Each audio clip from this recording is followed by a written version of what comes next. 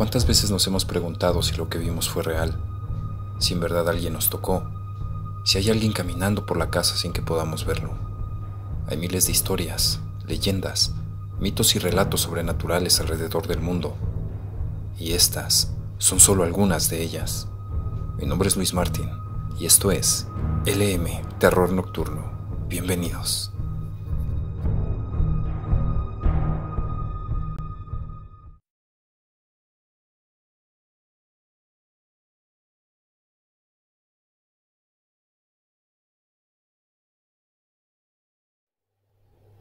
No me deja ir.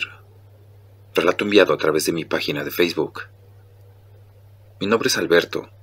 Trabajo como cuidador de un cementerio desde hace algunos años y jamás me había pasado algo fuera de lo normal, tanto dentro como fuera de mi trabajo, hasta hace apenas algunos meses. Eran aproximadamente las 12 del día, cuando me encontraba dando mis ya acostumbrados rondines por aquellos largos pasillos llenos de tumbas, cuando me encontré con un niño de no menos de 8 años, jugando a las canicas cerca de una tumba, lo que me pareció raro, ya que no es común ver a alguien a esa hora del día por aquí, y menos a un niño. Al no ver a algún adulto cerca, me atreví a acercarme y le dije: «Hola, oye, ¿por qué estás aquí solo?». A lo que el niño respondió: «Estoy esperando a mi mamá». Le pregunté por su nombre y me dijo que se llamaba Jorge. Le pregunté que si su mamá se iba a demorar, ya que estaba por cerrar el panteón, y él enseguida respondió: «Sí, ya no debe tardar en llegar conmigo». Entonces le sugerí que si lo podría llevar a la puerta principal para que allí esperara a su mamá, ya que era muy peligroso que estuviera jugando entre las tumbas. Pero su respuesta me dejó congelado.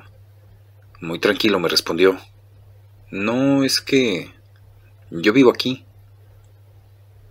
Lo dijo tan tranquilo y después de eso siguió jugando con sus canicas. Entonces fue ahí cuando me di cuenta de que posiblemente estaba frente al espíritu de un niño. Me di la vuelta y seguí con mi trabajo.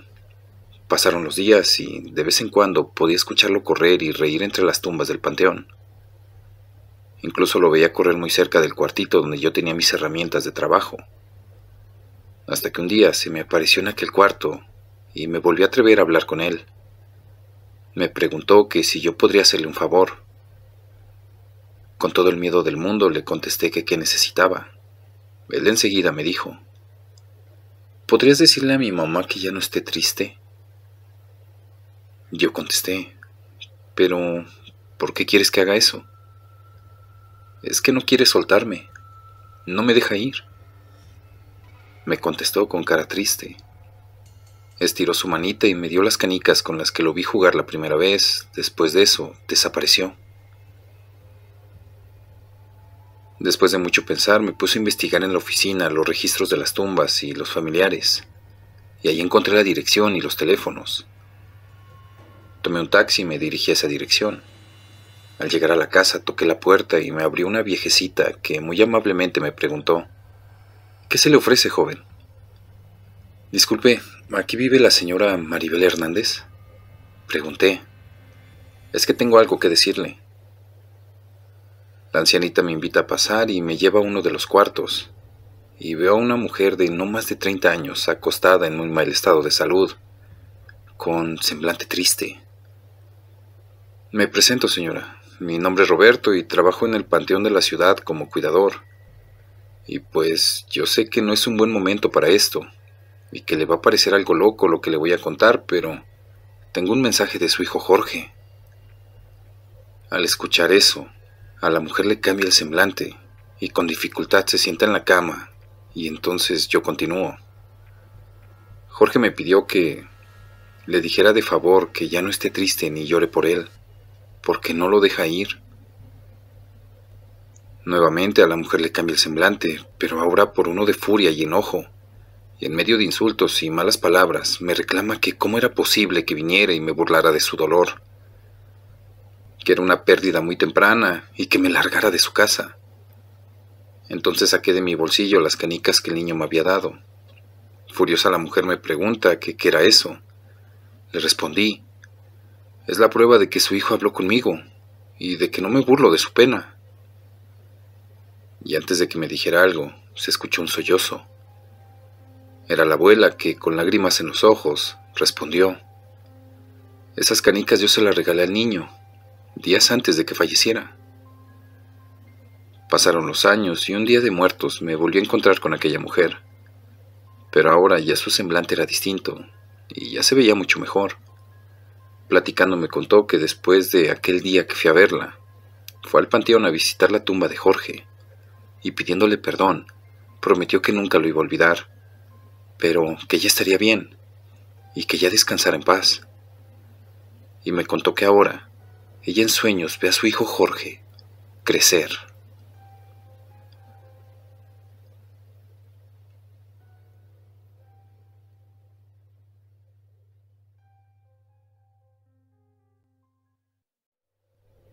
La extraña mujer.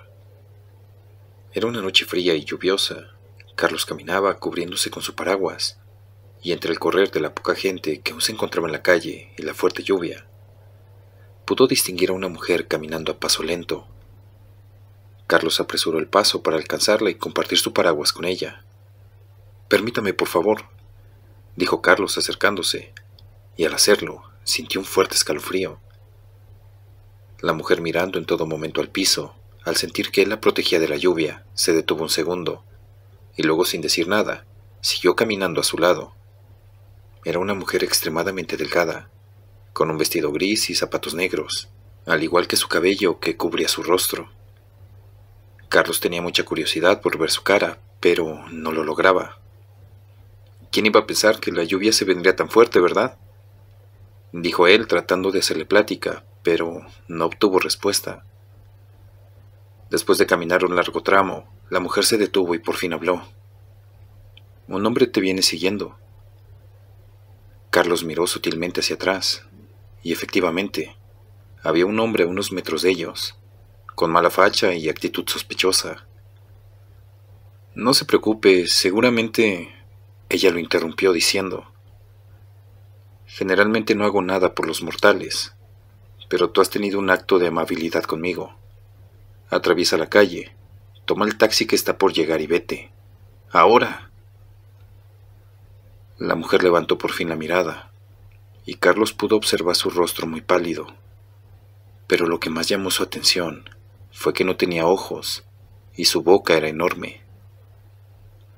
Asustado miró hacia atrás y vio que el delincuente ya estaba más cerca, y sacaba un cuchillo de entre su ropa.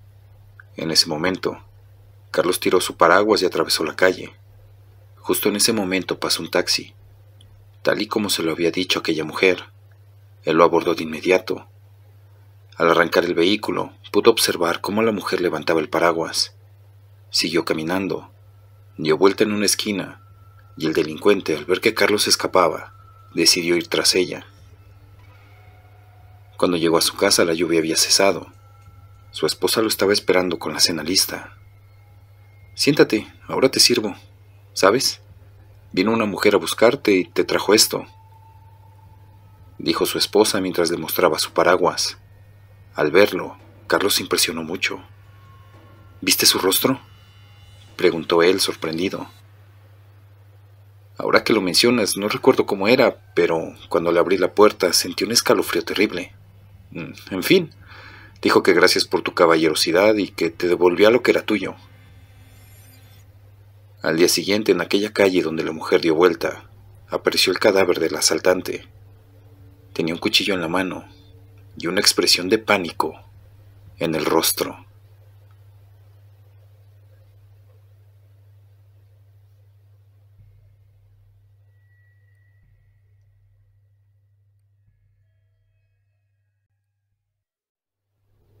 Apariciones.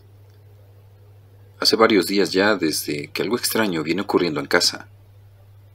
Tenemos esa sensación de que siempre nos observan.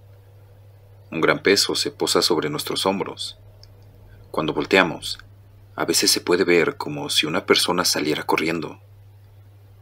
Mis hijos dicen que ven pálidos niños asomarse por las ventanas. Yo no he querido decir lo que me sucedió, pues se pueden asustar más. Pero en una ocasión, me despertó una luz que entraba por la ventana. Llegaba directo a mis ojos. así que fui a correr la cortina. Cuando me acerqué, me encontré con una horrible cara arrugada y reseca, cuyos ojos, color rojo vidrioso, se movían de un lado a otro, mirándome con total delirio. Tuve que observar ese perturbado rostro por largo tiempo, porque mis extremidades se negaban a responder. Parecía una estaca bien clavada al suelo. Mis manos pesaban toneladas. No pude ni siquiera mover un solo dedo para correr la cortina, ni dar un par de pasos atrás. Solo estaba ahí parado, viendo cómo ese rostro me miraba. Tenía su demente mirada clavada en mis ojos. Puedo jurar que sonreía con placer al causarme tanto miedo. De ese estado de petrificado, pasé rápidamente a sentirme invertebrado. No pude sostener mi cuerpo en pie cuando una mano se posó en mi hombro. Si no hubiera escuchado a continuación la voz de mi esposa y entendido que ella me había tocado, puedo asegurar que ahí terminaba mi existencia. Los días siguientes me negué a tener la luz apagada. Fingía leer hasta que ella se quedaba dormida, pero en realidad yo estaba muerto del miedo. No quería dormir. Cada vez que cerraba los ojos, ahí estaba aquel feo rostro. En cada parpadeo se acercaba más a mi cara. Podía sentir sus manos sobre mí. Por las mañanas se percibía en la habitación un fétido olor. Rastros de polvo ensuciaban las sábanas, y mis muñecas, extrañamente, tenían marcas. Hasta hoy esto solo me ha pasado a mí, o tal vez los demás también lo están ocultando para no empeorar las cosas. Demonios, tengo que sacar a mi familia de aquí. Espero que no sea tarde para librarnos de este mal y dejar atrás tan horribles apariciones.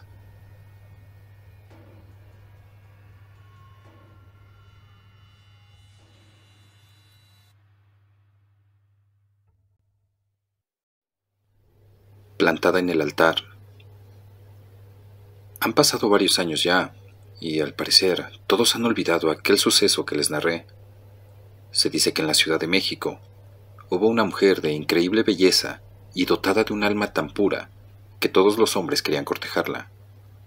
A ella no parecía interesarle nadie de la ciudad, pero se dice que cierto día, caminando por la calle, conoció a un joven totalmente desconocido, un joven apuesto y de provincia que venía a trabajar a la ciudad. Ella no tardó en enamorarse de aquel hombre, pues siempre la procuraba y era sumamente caballeroso con ella. Pasó un tiempo y decidieron casarse. Ella estaba feliz. Sentía que era la joven más afortunada del mundo, pero él no parecía creer lo mismo. Se cuenta que el día de la boda llegó. Ella lucía espectacularmente hermosa, con su vestido blanco y aquella felicidad que le iluminaba la cara. Ansiosa llegó a la iglesia. Toda la gente importante se encontraba en la ceremonia, excepto el novio. Todos creían que tal vez un contratiempo de 10 o tal vez 15 minutos lo habían demorado, pero pasaron varias horas y él nunca se presentó. Todos trataron de consolar a la joven que, sumergida en su dolor, no dejaba de llorar preguntándose por qué no había llegado él a la boda. La llevaron a su casa después de calmarla y la recostaron en su cuarto, pero ella seguía deshecha. No aceptaba haber perdido al amor de su vida. Se levantó frente a un espejo y al verse con aquel hermoso vestido, pero con el alma destrozada, tomó un cuchillo y comenzó a herirse en el vientre y en el pecho, jurando ante un crucifijo que regresaría de la muerte para vengarse de aquel hombre y de todo aquel que hiciera el mismo daño.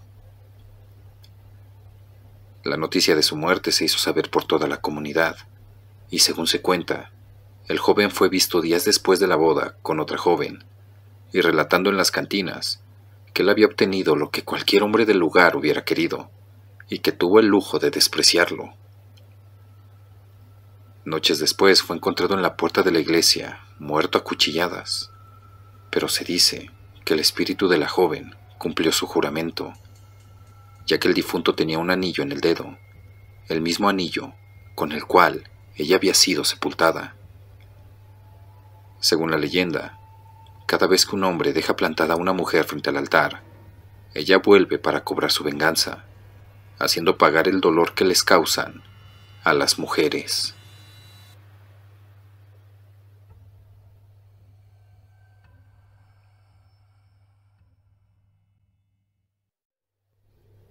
Nunca duermas con los pies de frente a la puerta. Ustedes ya deben de haber escuchado de familiares o amigos, cuando más jóvenes, que no se debe dormir con los pies de frente a la puerta. ¿No es así? Hay una costumbre antigua que afirma que no se debe de dormir con los pies dirigidos a la puerta. Los antiguos afirman que solo los difuntos velados en casa deben tener obligatoriamente la suela de los pies orientados a la puerta de salida, pues pronto deben de salir de ahí definitivamente. De lo contrario, si es velado con los pies a la casa, el espíritu se queda atrapado ahí. Varias leyendas urbanas cuentan que quien duerme con los pies en la dirección de cualquier puerta dentro de la casa está llamando a la muerte. En caso de que creas que esto es solo una leyenda, antes de dormir, apaga las luces y gira tu cama a la puerta, de manera que tus pies estén dirigidos a la puerta más cercana. Descúbrete los pies y toma una foto durante 3 días seguidos, usando el flash. Dicen que en el tercer día, solo tú podrás ver a una señora sentada a los pies de tu cama, con la cara totalmente oscura. Es la muerte, lista para tocar tus pies y llevarte de una vez por todas, desde dentro de tu casa hasta tu eterna dirección.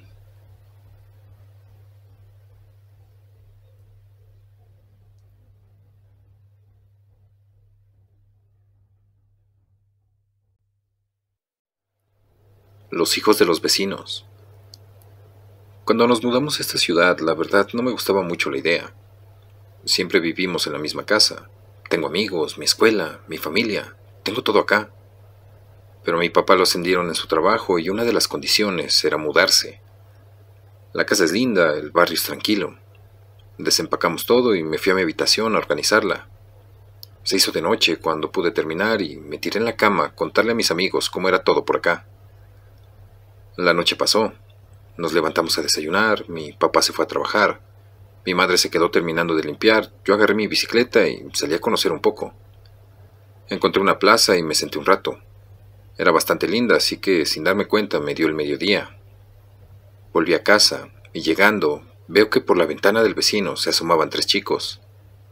Estiré mi brazo como saludando y me sonrieron. Llegué a casa, le conté a mi mamá sobre la plaza y sobre los vecinos. Me quedé el resto del día en casa jugando a los videojuegos. Pasando el tiempo, llegó mi papá del trabajo. Todos cenamos, yo me duché y me fui a mi habitación que tenía una ventana que daba a la casa del vecino. Eran como las 10 de la noche. Hacía bastante calor y se escuchaba cómo jugaban y se reían los vecinos. Me asomé por la ventana y los saludé. «Hola, me llamo Damián», les dije. Ellos dejaron de jugar y se me quedaron mirando los 3 como congelados. «No se asusten, sigan jugando. Perdón, no los quise interrumpir». Ellos solo me miraban, así que cerré mi ventana y me quedé pensando. «Qué raros estos pibes». Al otro día mi mamá me mandó a comprar unas cosas al almacén que estaba a una cuadra de casa. Atendí a un viejo de esos que les gusta hablar y hablar. «Che, ustedes son nuevos en el barrio, ¿no?», me preguntó. «Sí, nos mudamos hace unos días», contesté. Me preguntó qué me parecía el pueblo, el barrio, y le dije que era muy lindo y bastante tranquilo. Volví a casa y así pasaron varios días. Todas las noches era lo mismo. Los niños del vecino salían a jugar siempre de noche, y eso me llamó la atención. A veces los miraba por la ventana, y cuando se daban cuenta que los estaba viendo, solo se quedaban quietos, y me miraban los 3 al mismo tiempo. Un día que me mandaron al almacén, ya había algo de confianza con el señor y yo le dije: «Qué raros son mis vecinos. A los señores no los he visto nunca, pero los niños de día están siempre en la ventana, y a la noche salen a jugar al patio. Pero cuando se dan cuenta que los miro, se quedan quietos». «¿De qué vecinos me hablas?», me preguntó el señor de la tienda. «Los de al lado, los de la Casa Blanca». Entonces él me dijo: «La Casa Blanca era de los González y hace unos años el padre mató a su mujer y a sus 3 hijos. Desde entonces no vive nadie en esa casa». Se me congeló la sangre. Agarré mi bicicleta, fui a casa, le conté a mi mamá lo que estaba pasando y lo que dijo el almacenero, y ella me contestó: «No te queríamos contar para que no tengas miedo. A partir de hoy, solamente ignora lo que escuches o veas, o cámbiate de habitación». Yo seguí el consejo de mi madre y cuando escucho que los vecinos salen a jugar, Me pongo los auriculares fuerte hasta quedarme dormido. Ellos siguen jugando como siempre. A veces los miro, pero ahora no se quedan congelados. Solo me sonríen y siguen jugando.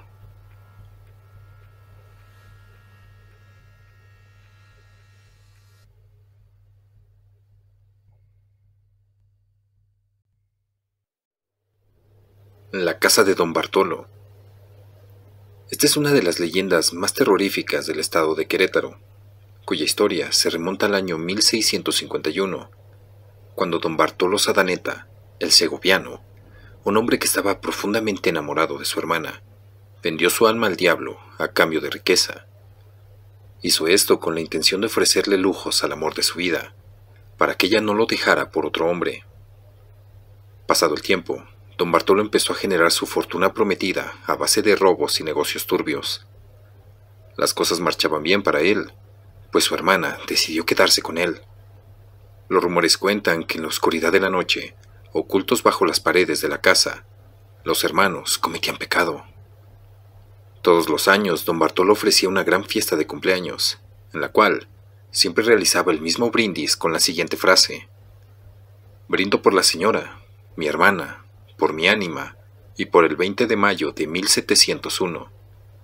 Aunque nadie sabía qué significaban esas palabras, ni por qué decía eso. Pasaron los años y se llegó el día. Era la noche del 20 de mayo de 1701, cuando de pronto se escuchó un estallido en el vecindario donde vivía Don Bartolo, causando pánico en la comunidad. Sin embargo, nadie supo de su procedencia hasta el siguiente día, cuando los vecinos se dieron cuenta que algo andaba mal en la casa de Don Bartolo. Al llegar las autoridades, encontraron una escena digna del mismo infierno, pues el cuerpo sin vida de la hermana de Don Bartolo estaba tendido sobre la cama, con marcas de estrangulamiento y una expresión de pavor en su rostro, como si hubiera visto al mismo diablo. En el techo estaba pegado el cadáver de Don Bartolo carbonizado. Lo que se podía apreciar de su rostro era puramente terror, pues había llegado su hora de descender con el maligno.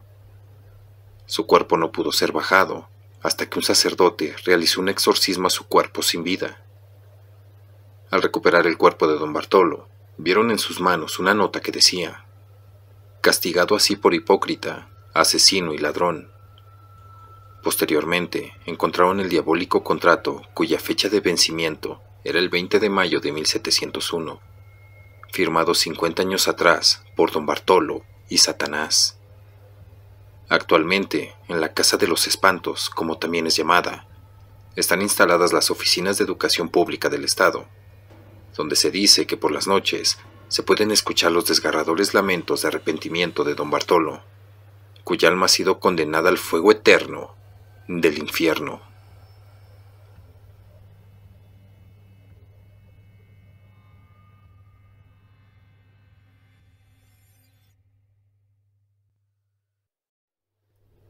La niña del lamento.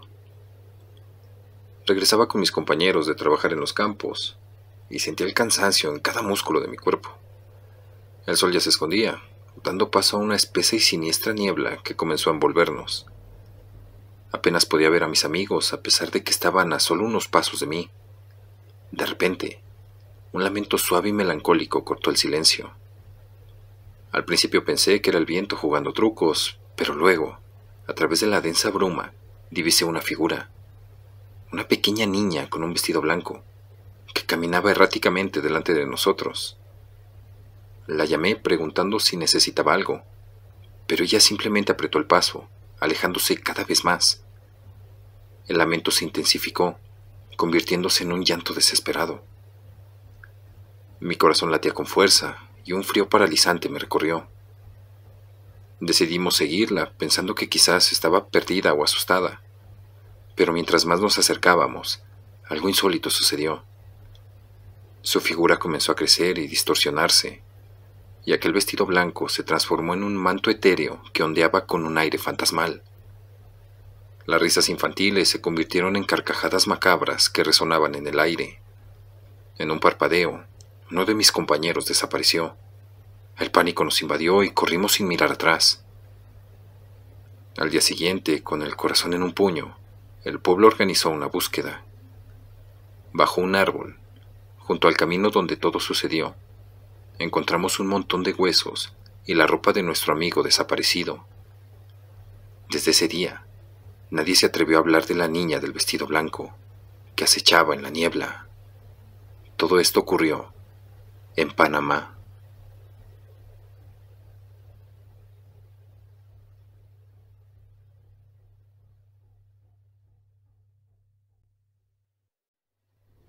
La niña pobre y el diablo. Un día, el diablo decidió subir a la tierra para hacer maldades. Con imagen de hombre, se sentó en una banca del parque a esperar víctimas. A su lado se sentó una niña pobre que vendía dulces y le preguntó: ¿Quién eres? El diablo respondió: Soy un hombre solitario. Nadie me quiere porque soy muy malo. Pues a mí no me lo pareces, dijo la niña y rompió en llanto. ¿Qué te pasa?, preguntó el diablo. La niña contestó: Muchas cosas. Mi papá está sin trabajo. Mi madre está muy enferma. Mis hermanitos tienen mucha hambre y nos van a correr de la casa porque no tenemos para la renta. Somos muy pobres. Yo vendo dulces para ayudar un poco a mis padres y quisiera una muñeca que venden en esa tienda, pero sé que no es posible. La niña siguió llorando amargamente. El diablo le dijo: Espérame un poco aquí. Después de un rato, regresó con la muñeca. La niña feliz la tomó y el diablo dijo: Fui a hablar con unos amigos, y ya tu papá tiene un buen trabajo donde ganará mucho dinero y podrá comprarles una casa.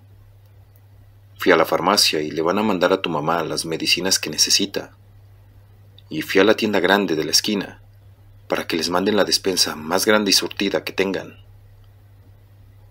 La niña le dio un gran beso en la mejilla al diablo y le dijo: Muchas gracias, pero tengo que seguir vendiendo mis dulces. A lo que el diablo contestó: Te los compro todos, para que regreses temprano a tu casa. Así que el diablo, que subió para hacer maldades, tuvo que hacer el bien gracias a aquella niña pobre que le recordó que él, alguna vez, había sido el ángel más bello del cielo.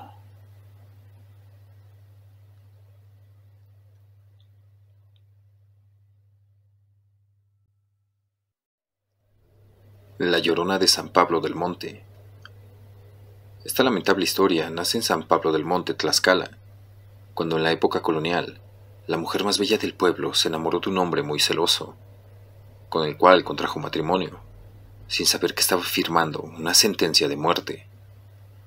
Conforme pasó el tiempo, ella fue madre de unos lindos hijos, a quienes les heredó su belleza, una belleza que les costaría muchas lágrimas, pues el enfermizo esposo, por miedo a que su hermosa esposa lo engañara, decidió encerrarla por 2 años en su casa, alejada del pueblo. La mujer fue sujeta a los más terribles tratos. Las ratas le habían mordido el rostro, piernas y demás partes del cuerpo. Las marcas habían opacado su belleza. Incluso, aunque ya pudiera salir, ella por vergüenza prefirió vivir en la oscuridad de las sombras, hasta que un día en la madrugada, la vida la terminaría de romper. El esposo estaba golpeando el rostro de sus hijos en el campo, porque su belleza le recordaba la de su mujer. Con las pocas fuerzas que le quedaban, la mujer salió a rescatarlos, pero una jauría de perros que pertenecía a aquel hombre la atacó bajo órdenes de él. La mordieron ferozmente de pies a cabeza, pero aún así ella logró llegar hasta donde estaban sus hijos, quienes desgraciadamente ya habían perdido la vida. Tomó sus difuntos cuerpecitos y moribunda caminó con ellos entre los maizales para caer sin vida abrazándolos. Tanta rabia y dolor hicieron que el espíritu de la mujer despertara después de la muerte, pues la leyenda cuenta que pasadas las 10:30 de la noche, los habitantes de San Pablo del Monte se encierran en sus casas, pues el lamento de una mujer es tan desgarrador que inunda las calles de terror. A la espectral figura se le puede ver vagando entre los maizales, como si estuviera buscando a sus hijos. A este fantasma se le relaciona con la Llorona, pero no por su historia, sino por el mismo grito de dolor de una madre que resuena por el pueblo de San Pablo del Monte.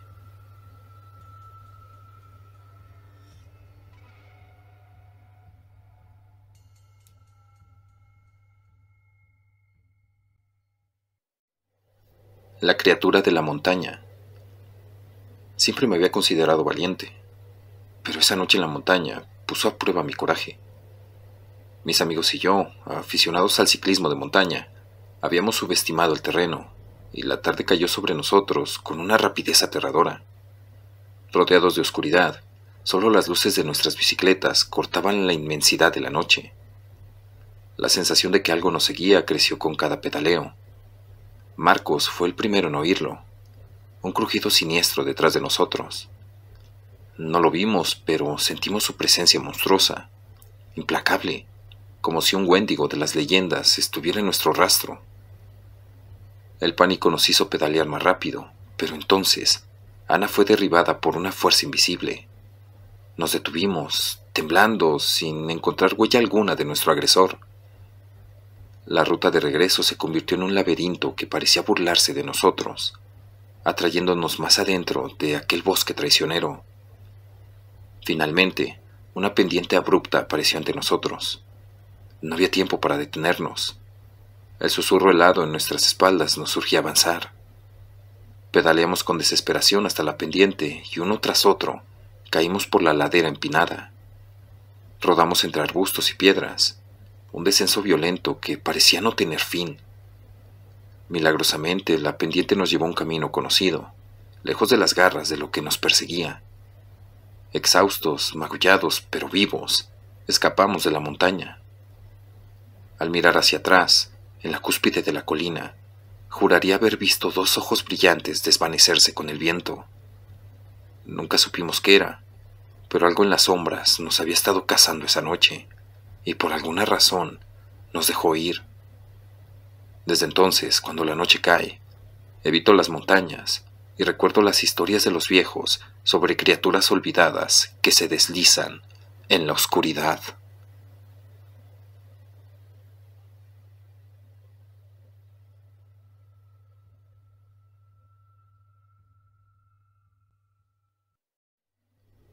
No mires al espejo.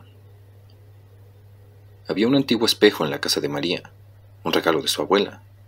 Un día, mientras ordenaba su habitación, notó que el reflejo en el espejo no coincidía con su posición. Intrigada, decidió no prestarle atención y continuó con sus quehaceres. Con el tiempo, María comenzó a tener sueños extraños, y su reflejo en el espejo parecía cambiar sutilmente cada vez que lo miraba. Inquietante sensación la invadía, pero optó por ignorarla. Un día, al despertar, se dio cuenta de que había moretones en su brazo, como si alguien o algo la hubiera agarrado fuertemente durante la noche. Decidió investigar y descubrió que el espejo tenía una historia macabra. Perteneció a una mujer que había desaparecido misteriosamente. Determinada a resolver el enigma, María buscó pistas en la casa y descubrió un viejo diario escondido en el desván. Las páginas del diario revelaron oscuros rituales vinculados al espejo y advertencias sobre no mirarlo en determinadas circunstancias. Al llegar a la última página, María sintió una presencia en la habitación. Con temor, se volvió hacia el espejo y, para su horror, vio la figura de la desaparecida mujer. Aterrorizada, María intentó huir, pero algo invisible la mantenía atrapada. La figura en el espejo sonrió malévolamente y susurró: «Has liberado algo que no puedes controlar». De repente, el espejo se hizo añicos y la habitación se sumió en la oscuridad. La casa quedó en silencio, pero un escalofrío persistente recorría el aire. María, ahora poseída por una presencia siniestra, se dio cuenta de que la verdadera pesadilla acababa de comenzar.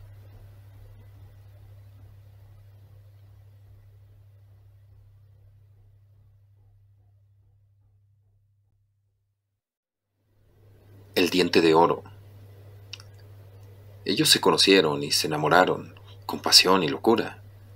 Se casaron, se amaron de una manera inigualable. pero a ella le faltaba un diente. Y él, muy amorosamente, se lo regaló, pero hecho de oro. Ella no lo podía creer. Era el mejor detalle que alguien le había hecho. Y lo mejor de todo, y lo que más le gustaba, era que aún estando muerta, lo podía tener.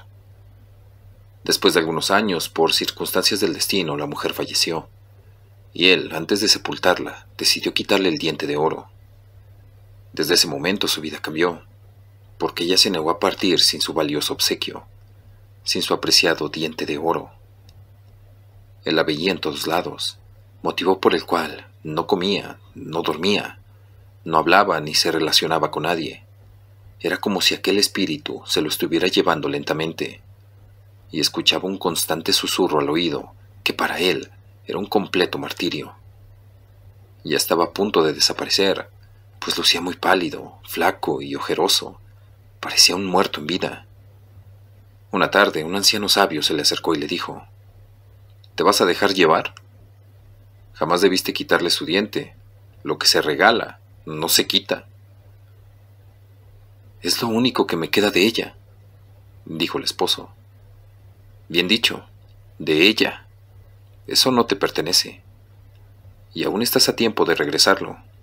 Aún no ha pasado el cuarto viernes después de su muerte. Si tanto la amaste en vida, por ese gran amor, entrégale lo que quiere y déjala partir en paz, dijo el anciano. Está bien, se lo devolveré. El hombre fue al cementerio a la medianoche. Como se lo indicó aquel sabio anciano, desenterró el putrefacto cadáver, le abrió la boca y le incrustó el diente de oro nuevamente, diciéndole estas palabras: aquí te devuelvo lo que es tuyo, lo que siempre te perteneció. Yo no soy quien para arrebatártelo. Ahora te pido, por el gran amor que aún siento por ti, que emprendas tu camino en paz y me dejes continuar con mi vida. Gracias por cruzarte en mi camino aquella tarde. Ahora debemos continuar por distintos senderos, pero siempre vivirás en mi corazón. Y de esta forma, aquel hombre recuperó su vida y su tranquilidad.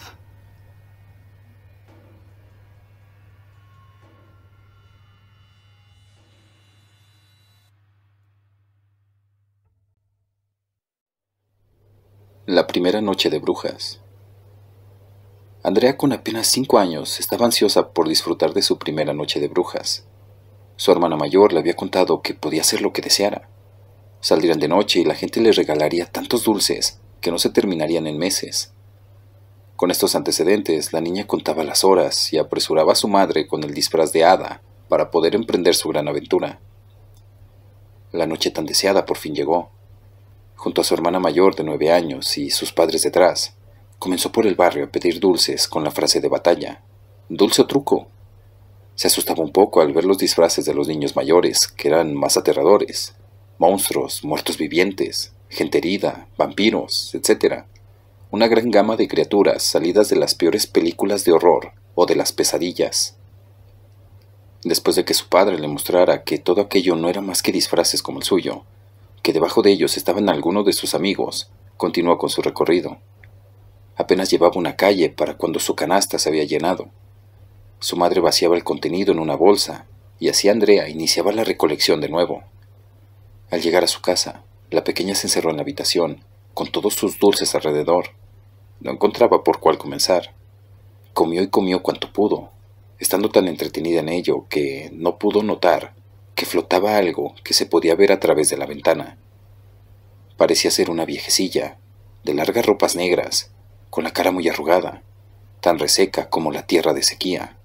Su fea nariz colgaba en su cara como un pedazo de trapo viejo. Las pobladas cejas sobre sus blancos y fibrosos ojos le daban un aspecto de maldad desmedida.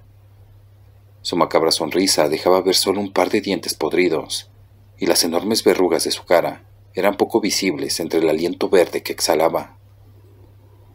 La viejecilla miraba a la niña con un deseo constante. Se saboreaba, lamiendo sus labios con aquella lengua que parecía de piedra. Se acercó a la ventana para tocar suavemente con sus afiladas y oscuras uñas. La niña se impresionó al verla, pero recordando lo que su padre le había dicho de los disfraces, se dirigió a la viejecilla. «Tu disfraz es muy feo», ¿Ganaste muchos dulces con eso? A lo que la figura flotante respondió: tengo muchos, y de los mejores. ¿Intercambiamos? De manera perversa sonreía mientras le mostraba a la pequeña una bolsa llena de sus golosinas preferidas. Andrea la invitó a pasar. Sentadas las dos frente a frente, la niña dijo: ¿y qué es lo que vas a querer? Los ojos de la viejecilla brillaron de triunfo. Se levantó de súbito de su lugar para clavarle las feas uñas que semejaban garras a las ropas de la pequeña, inmovilizándola contra el suelo. Mientras metía una manzana en su boca para callar sus gritos, le respondió: jugaremos a morder la manzana, y después comeré mi golosina favorita. Transcurridos unos minutos, la viejecilla mordió a la niña una y otra vez, y con cada bocado, su seca piel se volvía más tersa. Hurgando entre las carnes de la pequeña, le robó hasta el último aliento. Sin poder recuperar aún su buena apariencia, voló por la ventana en busca de una golosina más. No hay que olvidar que, como su nombre lo dice, Noche de Brujas es una celebración para que ellas se diviertan y se den un festín.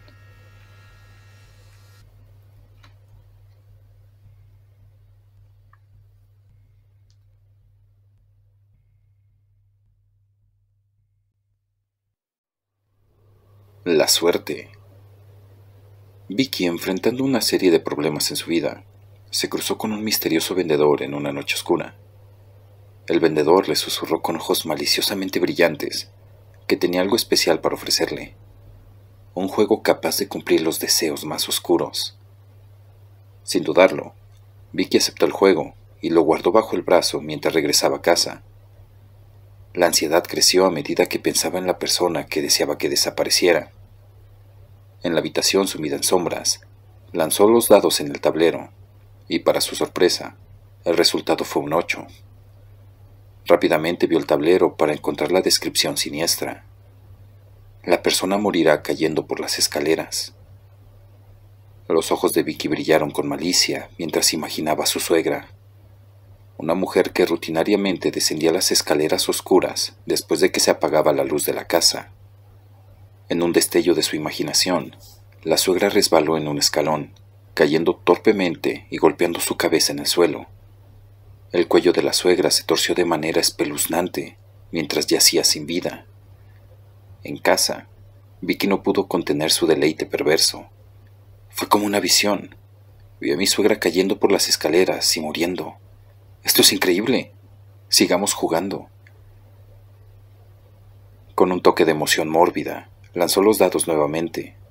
Esta vez, el resultado fue un 7, y el tablero informaba: la persona morirá por asfixia.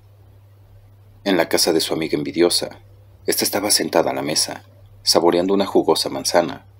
De repente, un trozo quedó atascado en su garganta, y comenzó a toser desesperadamente. Intentó expulsarlo, pero el trozo terco permaneció atascado. La amiga comenzó a quedarse sin aliento. Su rostro se volvió pálido, y en un momento aterrador, cayó de bruces en la mesa, con el rostro ahora en un tono de morado aterrador. Vicky se rió a carcajadas en su casa. Esto es para mi amiga envidiosa. Ella tuvo lo que se merecía. Una sonrisa malévola curvó los labios de Vicky. Este es el mejor regalo de todos. Mejor que cualquier regalo de Navidad. Gracias, Dios. Afuera, el cielo se rasgó con un relámpago, mientras las nubes negras se enroscaban como un remolino. Vicky cerró la ventana y luego las cortinas, sumiendo su espacio en una oscuridad casi palpable. En el suelo, siguió jugando al juego sádico, murmurando para sí misma: ¿quién será la próxima víctima ahora? Luego, lanzó los dados nuevamente, pero antes de pensar en su próxima víctima, su corazón comenzó a martillar en su pecho. Un dolor agudo la golpeó y cayó de bruces en la alfombra. ¿Qué es este dolor?, se preguntó. La puerta se abrió de golpe y su esposo entró, sosteniendo un tablero idéntico bajo el brazo. Sus ojos brillaron de una manera aterradora mientras decía: «Realmente funciona. Lancé los dados y deseé tu muerte, y parece que está funcionando. Ahora muere, mi querida esposa». Vicky intentó respirar, pero el aire no entraba en sus pulmones. Su corazón se detuvo y sintió un dolor agudo en su pecho. Su rostro quedó paralizado, con una expresión de horror congelada, antes de finalmente dejar de moverse. Su esposo se rió de manera siniestra. Como advertencia, la historia transmite una lección aterradora. Nunca desees el mal para los demás, porque de la misma manera en que deseas, alguien puede estar deseándotelo a ti.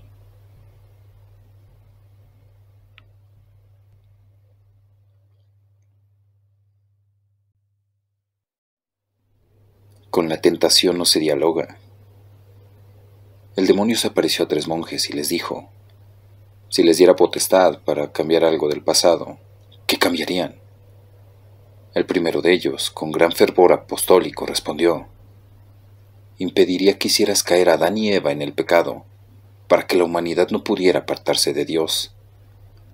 El segundo, un hombre lleno de misericordia, le dijo: impediría que tú mismo te apartases de Dios y te condenaras eternamente.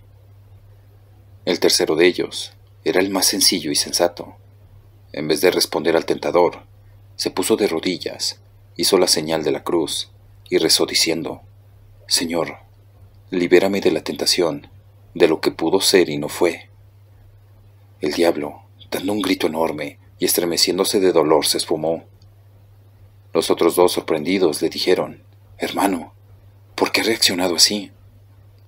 Él les respondió: primero, nunca debemos dialogar con el enemigo.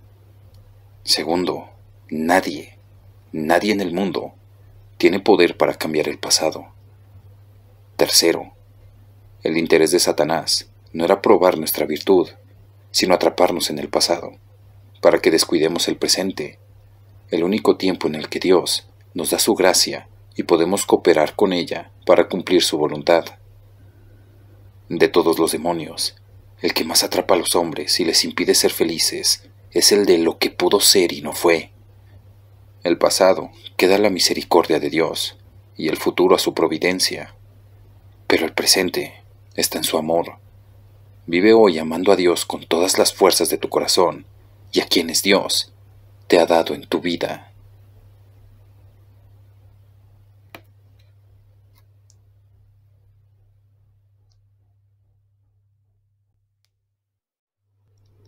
Historia de Navidad. Relato enviado a través de mi página de Facebook. Mi sobrino es un chico que todo lo tiene. Con sus 7 años es bastante arrogante. Dice muchas malas palabras, y no es por hablar mal de él, porque obviamente lo adoro, pero tiene esas cosas que me gustaría cambiar. Mi hermana y mi cuñado son 2 personas muy trabajadoras, quienes tratan de tapar su ausencia emocional con cosas materiales, y siempre que él dice o hace algo fuera de lugar, lo excusan con eso de «es la edad», como si eso fuera cierto. La reunión fue en la casa de mis abuelos, una casa enorme, con un parque gigante donde con gazebos y muchas luces supieron decorar. Apenas llegaron, él se empezó a quejar de la casa, que según era vieja, peleaba con los primos, decía palabras que ni los adultos nos animábamos a usar. En un rincón estaban mis abuelos con mis padres, mis tíos y unos amigos de ellos, también personas mayores, y a quienes se les notaba el malestar en su cara por las actitudes de él. En fin, nos sentamos a cenar. Él con sus berrinches e insultos terminó haciendo enojar a la amiga de mi abuela, quien se levantó y le dijo: «A los nenes que se portan mal, Papá Noel no les trae regalos». A lo que él contestó: «¿Y esta vieja quién es?». Todos nos quedamos mudos. No podíamos creer esa respuesta. Mi hermana, tratando de arreglar la situación, dijo: «Disculpe, es la edad». Y yo me levanté y la llamé a un costado. «Mariana, tienes que hacer algo. No puedes permitir que a esta edad sea tan atrevido». «¿Qué quieres que haga? Él es así», me contestó. Yo preferí no seguir hablando porque seguro terminábamos discutiendo. El reloj marcaba las 23:50. Los chicos estaban ansiosos por la llegada de Papá Noel, que era mi hermano disfrazado. Preparamos todo para el brindis. Las 12 se dieron. El cielo se iluminó de todos colores. Mi hermano entró haciendo sonar una campana, repartiendo regalos, hasta que llegó a donde estaba él. Cuando le dio su regalo, mi sobrino le arrancó la barba y gritaba: «¡Miren, chicos! ¡Es el tío! ¡Es el tío!». Y esa fue la gota que derramó el vaso. Mi hermano se fue a cambiar. El ambiente estaba bastante denso ante lo sucedido. Luego de un rato, los más chicos se fueron a acostar. Nosotros aprovechamos a dejar los regalos en el árbol. Nos quedamos un rato más afuera y de uno a uno nos íbamos a dormir. Recuerdo que eran las 3 de la mañana. Me levanté a tomar agua y escuché un ruido abajo. Me acerqué a la escalera y lo vi. Era mi sobrino, abriendo todos los regalos. Yo pensé, si le digo algo ahorita, va a empezar a gritar y despertar a todos. Mañana vuelvo a hablar con Mariana. Cuando estaba regresando a mi habitación, se escuchó otro ruido, una especie de cascabeles. ¿Y ahora qué está agarrando este niño?, pensé. Volví hasta las escaleras y pude ver frente a él una silueta alta, con forma de cabra. Tenía una lengua larga. Yo intenté gritar, pero eso me miró. Me hizo un gesto y caí al piso.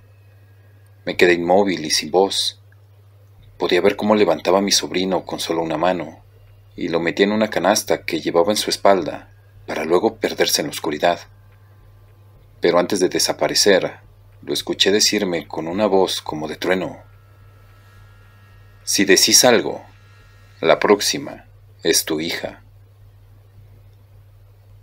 Luego de un año de buscar a mi sobrino, mi hermana y mi cuñado bajaron los brazos y se fueron del país.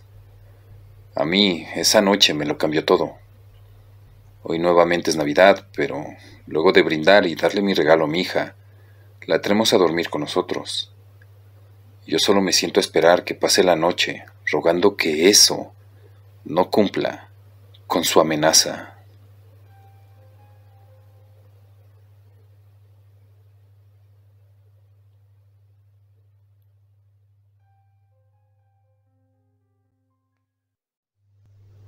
El festín del Wendigo.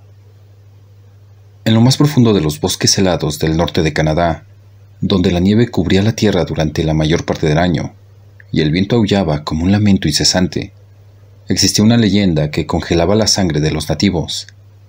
Era la historia del Wendigo, una criatura maldita que acechaba en los días más oscuros del invierno. En la pequeña comunidad de Pennisville, un grupo de cazadores partió en busca de alimento en medio de una de las tormentas de nieve más intensas que se habían registrado en años.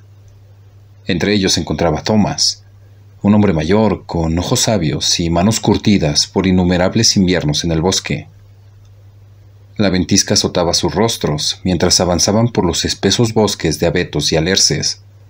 Pronto, la visibilidad se redujo a casi nada, y los cazadores se vieron obligados a refugiarse en una cabaña abandonada que encontraron en su camino.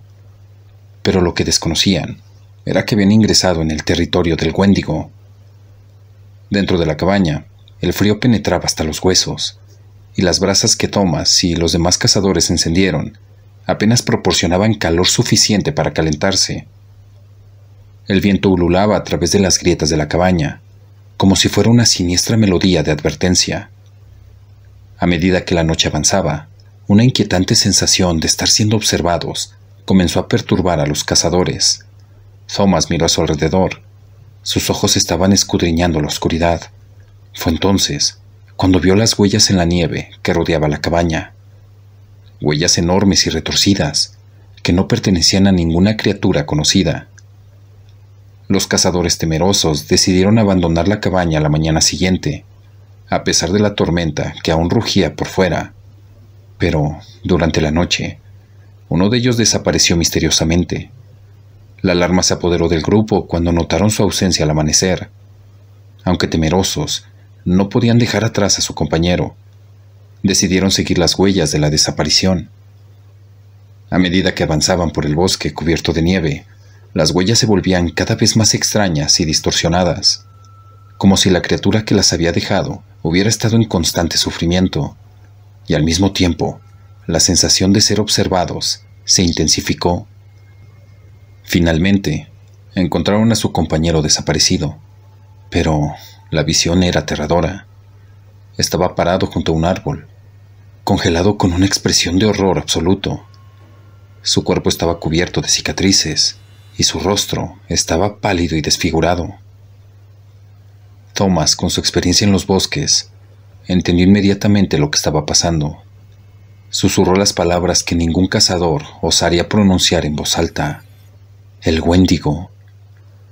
La criatura, según la leyenda, era una entidad maligna que se alimentaba de carne humana y cuya mera presencia podía llevar a la locura a aquellos que la encontraran. Thomas sabía que debía abandonar el área de inmediato, pero la tormenta de nieve los había desorientado y no tenían idea de hacia dónde dirigirse.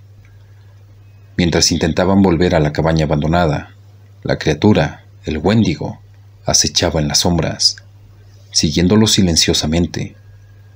Los cazadores podían sentir sus ojos amarillos brillando en la oscuridad, y su aliento frío se aferraba a sus cuellos como un espectro glacial.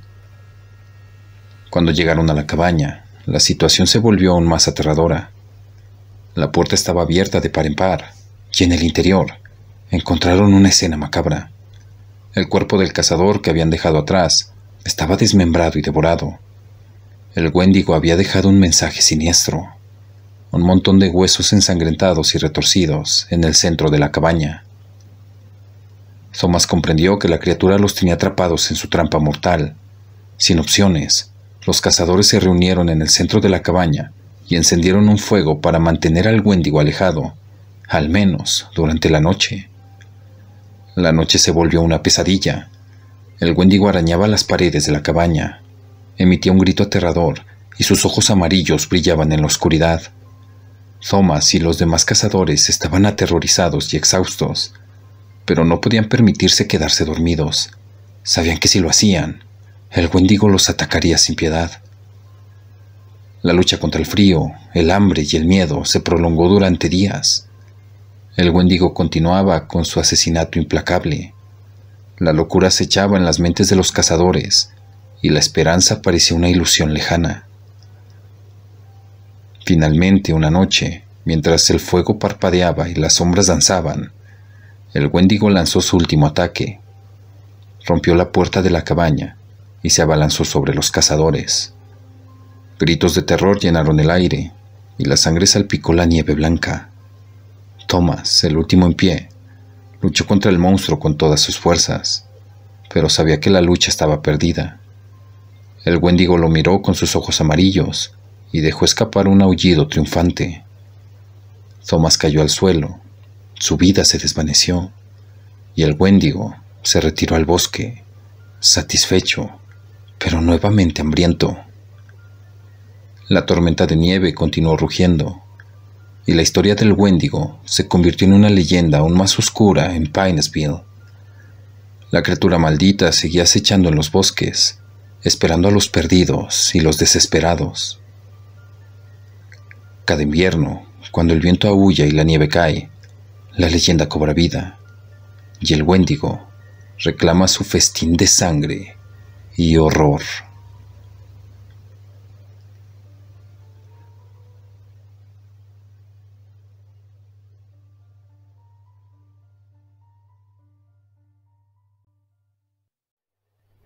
El bosque de los suicidios. Carlos era un joven periodista que trabajaba para una revista de misterio.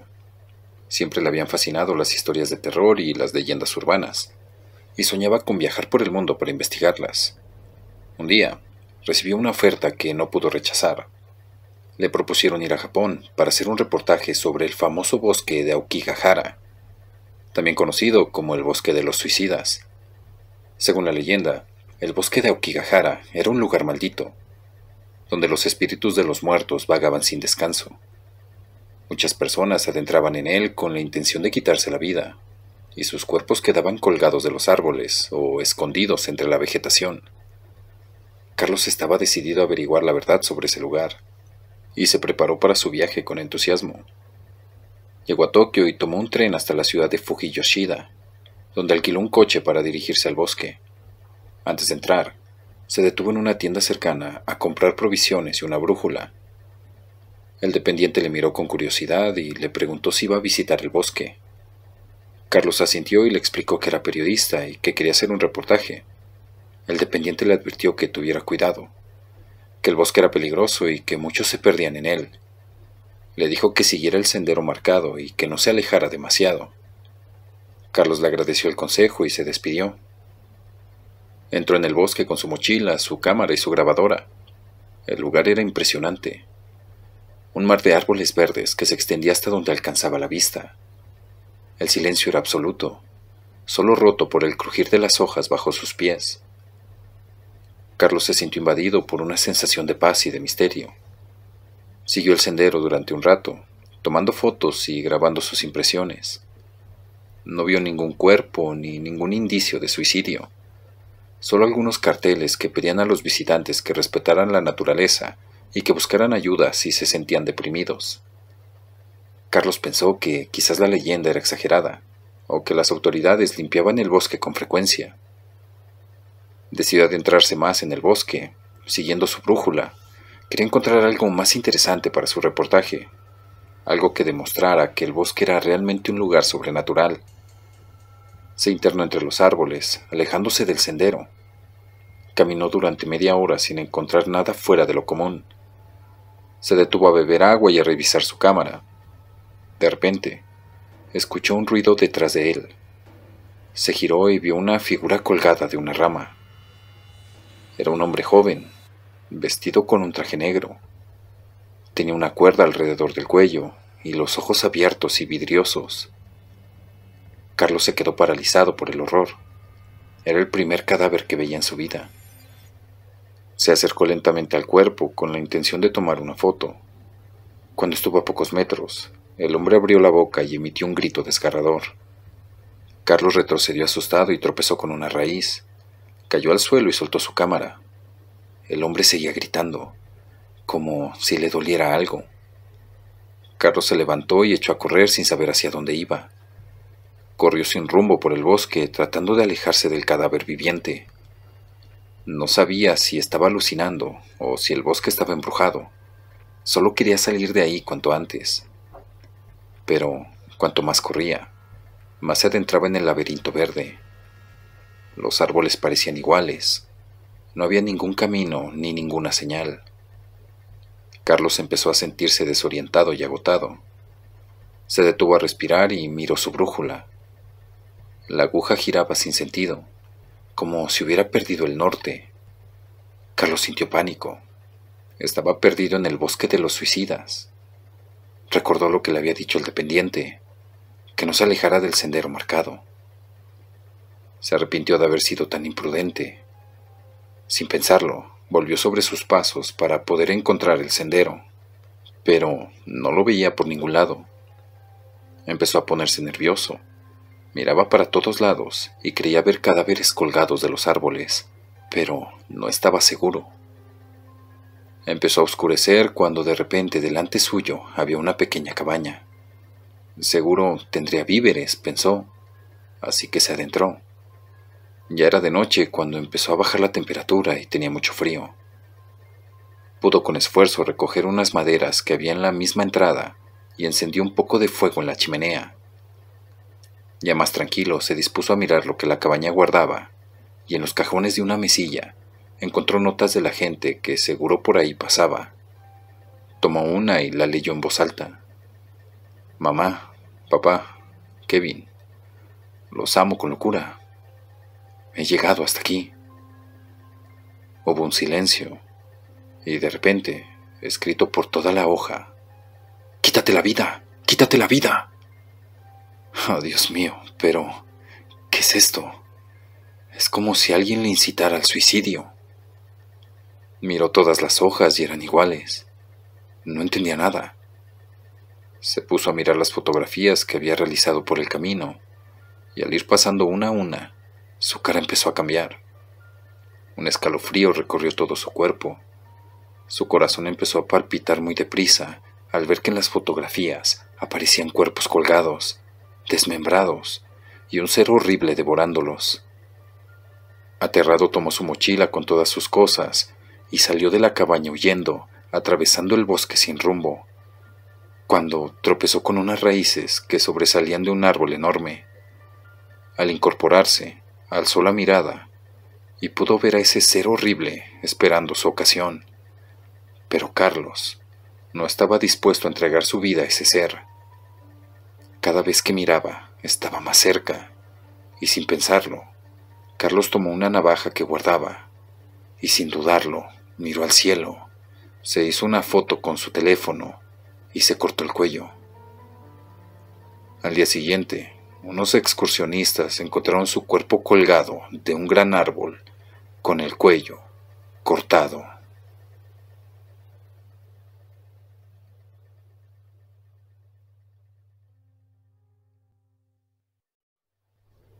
El misterioso pasajero. En la ciudad de Toluca, un taxista llamado Diego recogió un pasajero en un área poco transitada. El hombre, vestido con un abrigo oscuro y sombrero, parecía nervioso y miraba constantemente hacia atrás como si estuviera siendo perseguido.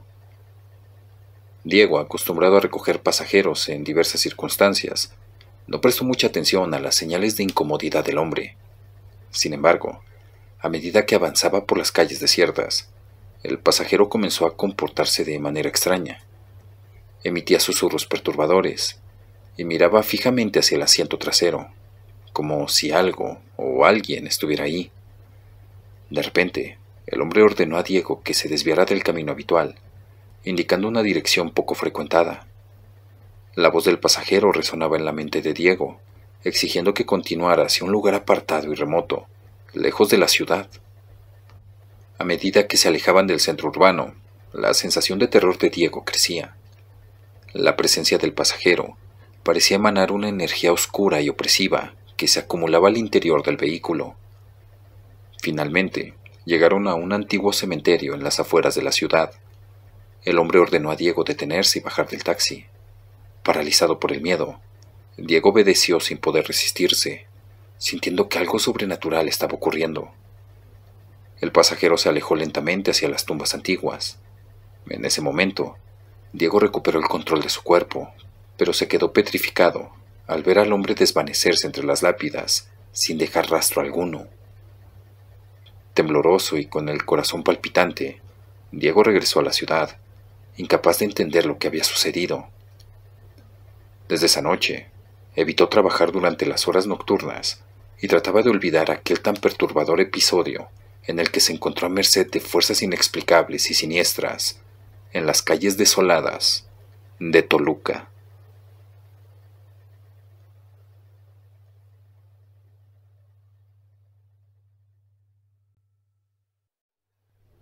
El último autobús. Una ocasión subí al último autobús de la noche, y solo éramos 5 o 6 personas a bordo.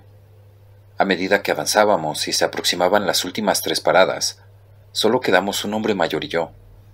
El conductor decidió hacer una parada para cargar gasolina, y durante ese breve descanso, el otro pasajero y yo entablamos una animada conversación. El hombre me compartió detalles de su vida, incluyendo el dolor de haber perdido a su esposa, anécdotas sobre sus hijos y nietos, y también la razón por la que siempre tomaba el último autobús, ya que su recorrido terminaba en la última parada. La conversación fue amena, y aunque era la primera vez que nos encontrábamos, parecía como si nos conociéramos de toda la vida. Finalmente, decidí bajarme en la antepenúltima parada y me despedí del hombre. En esa semana tomé el último autobús varias veces debido a la carga de trabajo adicional en la oficina. En mi último día de viaje, decidí hacer algo inusual e invité al viejecillo que conocí a mi casa. Me agradaba la compañía de este desconocido. Era un hombre educado y contaba historias fascinantes sobre nuestra ciudad, algunas de las cuales eran difíciles de creer. Le proporcioné mi dirección y número telefónico, y me despedí con la promesa de que nos volveríamos a ver. Sin embargo, los días pasaron y el hombre nunca llamó ni se presentó a mi casa. Una noche el destino me llevó de nuevo al último autobús de la jornada, y allí estaba el hombre mayor. Nuestra emoción al vernos nuevamente fue evidente. Le pregunté por qué nunca había venido a casa, y su respuesta me sorprendió. Le resultaba difícil moverse solo por la ciudad. Me entristeció saber que tenía dificultades para desplazarse, y se estaba perdiendo de la oportunidad de una visita. Decidí preguntarle dónde lo podía recoger para llevarlo a mi casa. Anotó una dirección en un papel y luego tocó el timbre para bajar. Algo me pareció extraño. Esa no era su parada habitual. Cuando el hombre se fue, le pregunté al conductor quién era ese pasajero. Sin embargo, El conductor me miró con sorpresa y dijo que no había nadie más aparte de nosotros dos en el autobús. Yo insistí preguntándole que por qué había parado el autobús, y él respondió que yo mismo había tocado el timbre para solicitar la parada. Finalmente llegué a mi parada y miré la dirección que el hombre había anotado en el papel. Sorprendentemente, correspondía con el cementerio central de la ciudad, seguido de un número que claramente no tenía relación con una dirección convencional. En mi día de descanso decidí visitar el cementerio, buscando la tumba con el número 602 que aparecía en el papel.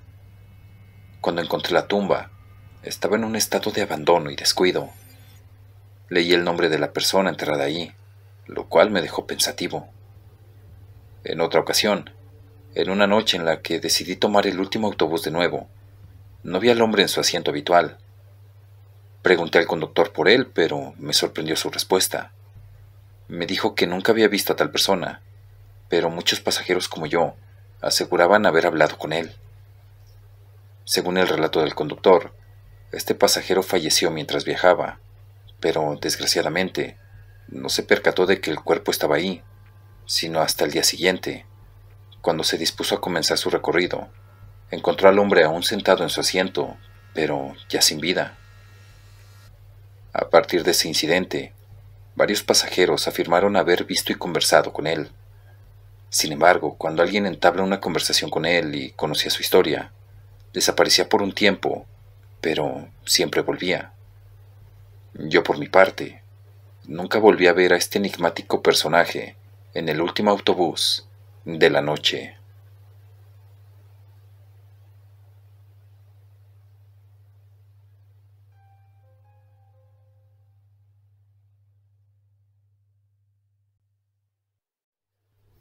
El perro negro. Se cuenta que en Alvarado, Veracruz, había un hombre de muy mal aspecto que molestaba a las mujeres y robaba las cosechas. Aunque muchas personas eran sus víctimas, nadie sabía quién era y mucho menos dónde vivía. Cansados de la situación, los pobladores buscaron al hombre misterioso y con coraje lo expulsaron de la ciudad. Después de eso, nadie volvió a verlo. Un día, una señora que salía del mercado y cargaba las bolsas con sus compras, se encontró con un perro negro que de manera atemorizante le impidió pasar. Aunque no ladraba, tenía una mirada escalofriante y colmillos afilados que espantaron a la mujer, por lo que decidió regresar por el camino que venía. Cuando su hijo la encontró, ella le explicó que un perro no la dejaba pasar. El hijo le contestó que solo debía darle un pedazo de pan o comida, ya que seguramente estaba hambriento. La señora siguió el consejo. Un día se acercó un poco al perro y le ofreció un pedazo de pan. Sin embargo, el animal se lanzó contra ella, y antes de que pudiera quitarse, el perro, de una mordida, le arrancó el dedo pulgar de la mano con todo y su comida. Después de eso, el perro salió corriendo con el dedo en el hocico. Pasaron algunos días y unos campesinos que regresaban a casa después del trabajo se encontraron al perro. Ellos intentaron acercarse y acariciarlo, pero se encontraron con su escalofriante mirada y colmillos imponentes. Aunque los hombres quisieron evitarlo y seguir por otro camino, el animal se abalanzó contra uno de ellos, a quien le mordió una pierna, dejándole una gran herida. Los habitantes ahora eran aterrorizados por el perro negro que, además de morder a quien estuviera en su camino, hacía destrozos en el pueblo, rompía todo lo que encontraba a su paso, entraba a las casas y comía todo lo que hallaba. Un hombre, al ver al perro destruyendo un puesto del mercado, tomó una vara, esperó el momento preciso y lo agarró a golpes sorprendiéndolo. Y así siguió hasta que el animal no pudo moverse. La gente se acercó a ver lo que sucedía.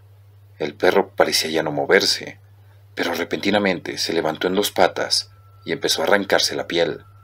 Se estaba transformando en un hombre, y su rostro era el de aquel sujeto de mal aspecto que molestaba a todos, y a quienes ellos habían expulsado del pueblo. La gente dice que el señor se transformó en ese espeluznante animal para seguir haciendo fechorías en las calles y las casas del pueblo, y así no ser castigado. Después de transformarse, el hombre salió corriendo ante el asombro de los habitantes, para nunca más volverlo a ver.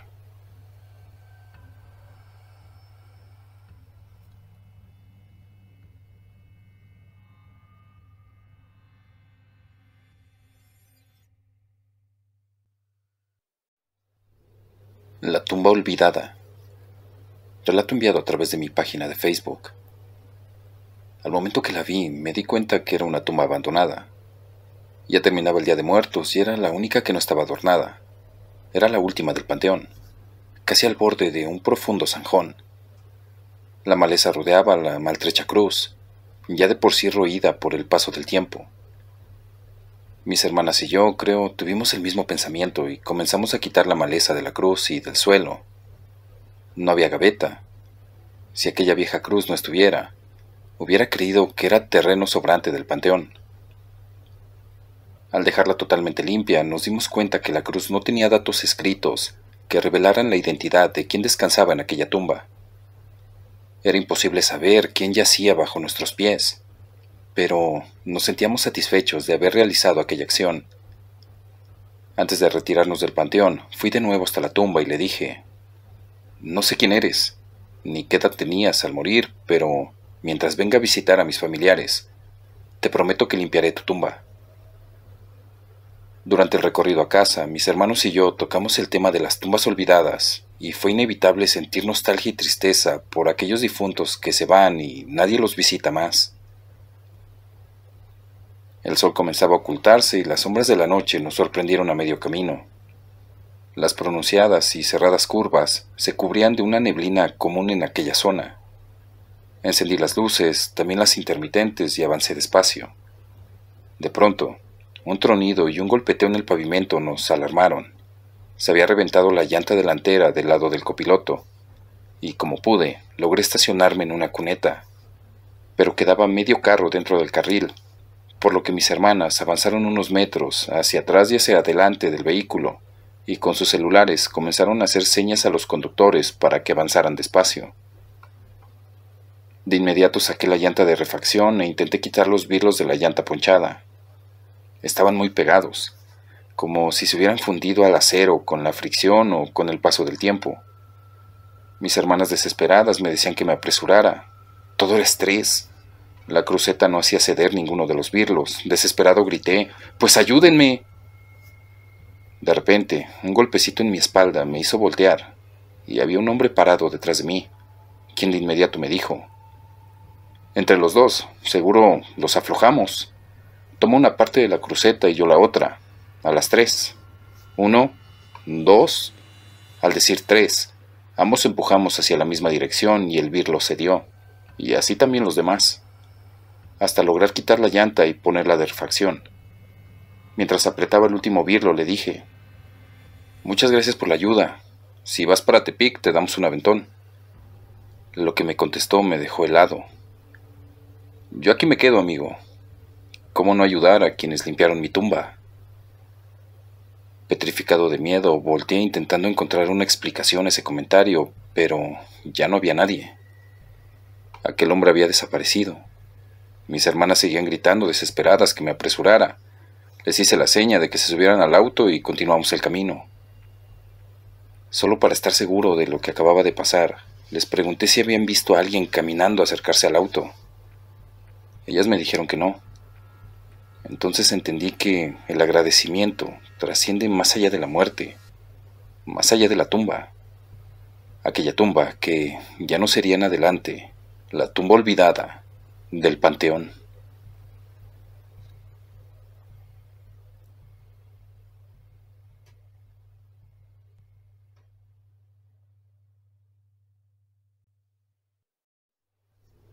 La tienda de muñecas. Relato enviado a través de mi página de Facebook. Una señora ya de edad tenía una tienda de muñecas de porcelana. Esa tienda era la más popular de esa ciudad, puesto que las muñecas que aquella señora vendía eran extremadamente bellas. Parecían muy reales, lloraban y reían. Según cuentan, ella las hacía. Muchos llegaban a preguntarle cuál era el secreto para crear muñecas tan lindas, pero la señora jamás dijo nada. Un día, amanecieron con una noticia. La señora había fallecido. Parecía haber muerto de un paro cardíaco. La tienda entonces pasó a manos de su única hija. Esta hacía mucho tiempo que había abandonado aquella ciudad. Al saber de la muerte de su madre, fue entonces que volvió a pisar las calles del lugar donde había nacido. Al ella llegar, su madre ya había sido enterrada. Ella sí lo quiso. Por alguna razón, dijo no querer despedirse de ella. Se fue a aquella tienda y, rodeada de aquellas muñecas, comenzó a llorar. Empezó a buscar 2 muñecas en especial. Ella decía que esas muñecas eran suyas y que su mamá se las había quitado. Todos confundidos, no entendían la actitud de la hija. Ella, ansiosa, buscó hasta que las encontró. Las tomó en sus brazos y empezó a llorar como una niña pequeña. Después de eso pidió que la dejaran sola en la tienda. Cuando por fin la gente se fue, a los 5 minutos, aquella tienda comenzó a arder. Le había prendido fuego.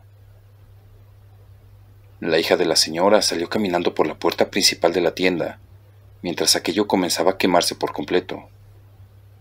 Lo más aterrador viene después, cuando aquellas muñecas comenzaban a consumirse. Fue ahí que se empezaron a escuchar gritos de terror, gritos de niños agonizando, llantos de desespero. Entonces la hija de la señora gritó: ¡Ya son libres! ¡Sus almas son libres! Las personas confundidas e incrédulas ante lo que estaban presenciando le preguntaron a la muchacha: ¿qué es lo que está pasando? La hija de la dueña de la tienda entonces les dijo: acabo de liberar las almas de los niños que mi madre encerraba en aquellas muñecas, incluyendo las almas de mis 2 bebés.